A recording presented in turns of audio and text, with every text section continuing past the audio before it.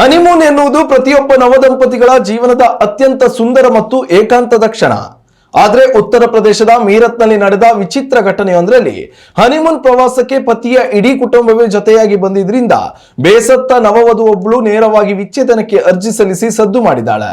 ದೆಹಲಿ ಮೂಲದ ಯುವಕನೊಂದಿಗೆ ಸಾಂಪ್ರದಾಯಿಕವಾಗಿ arranged marriage ಮಾಡಿಕೊಂಡಿದ್ದ ಮೀರತ್ನ ಯುವತಿ ಮದುವೆಯ ನಂತರ ಪತಿಯೊಂದಿಗೆ ಪ್ರವಾಸಕ್ಕೆ ಹೋಗಲು ಸಕಲ ಸಿದ್ಧತೆ ಮಾಡಿಕೊಂಡಿದ್ಲು.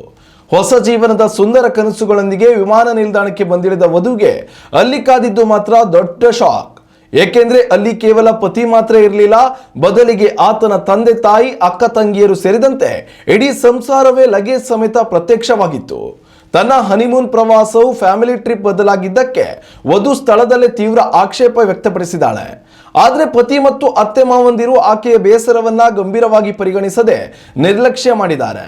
ಇದರಿಂದ ಇಡೀ ಪ್ರವಾಸದ ಉದ್ದಕ್ಕೂ ಅಸಮಾಧಾನಗೊಂಡಿದ್ದ ವಧು ಪ್ರವಾಸ ಮುಗಿಸಿ ಮನೆಗೆ ಮರಳಿದ ತಕ್ಷಣವೇ ಕೌಟುಂಬಿಕ ನ್ಯಾಯಾಲಯಕ್ಕೆ ತೆರಳಿ ವಿಚ್ಛೇದನಕ್ಕೆ ಅರ್ಜಿ ಸಲ್ಲಿಸಿದ್ದಾಳೆ. ಸಾಮಾನ್ಯವಾಗಿ ವರದಕ್ಷಿಣೆ ಕಿರುಕುಳ, ಗೃಹ ಹಿಂಸೆ ಅಥವಾ ಹೊಂದಾಣಿಕೆಯ ಕೊರತೆಯಿಂದ ವಿಚ್ಛೇದನ ಕೋರುವುದು ಸಾಮಾನ್ಯ. ಆದರೆ ಹನಿಮೂನ್ಗೆ ಕುಟುಂಬಸ್ಥರು ಬಂದಿದ್ದನ್ನೇ ದೊಡ್ಡ ಕಾರಣವಾಗಿಸಿ ದಂಪತಿಗಳು ಕೋರ್ಟ್ ಮೆಟ್ಟಿಲೇರಿರುವುದನ್ನ ಕೌನ್ಸಿಲರ್ಗಳು ಹಾಗೂ ನ್ಯಾಯಾಧೀಶರು ದಂಗಾಗಿದ್ದಾರೆ. ಸದ್ಯ ಸಾಮಾಜಿಕ ಜಾಲತಾಣಗಳಲ್ಲಿ ಈ ಸುದ್ದಿ ಭಾರಿ ವೈರಲ್ ಆಗುತ್ತಿದ್ದು ನೆಟ್ಟಿಗರಲ್ಲಿ ದೊಡ್ಡ ಪರವಿರೋಧದ ಚರ್ಚೆಯನ್ನ ಹುಟ್ಟುಹಾಕಿದೆ.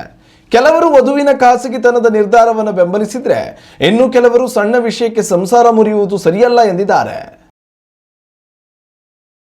ಉತ್ತಮ ಸಂಸ್ಕಾರಯುತ ಶಿಕ್ಷಣದೊಂದಿಗೆ VSS English medium CBSE school Udupi Muddur.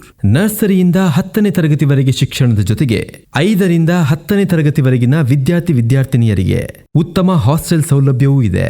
ನಿಮ್ಮ ಮಕ್ಕಳ ಪ್ರವೇಶಾತಿಗಾಗಿ ಈ ಸಂಖ್ಯೆಗೆ ಕರೆ ಮಾಡಿ.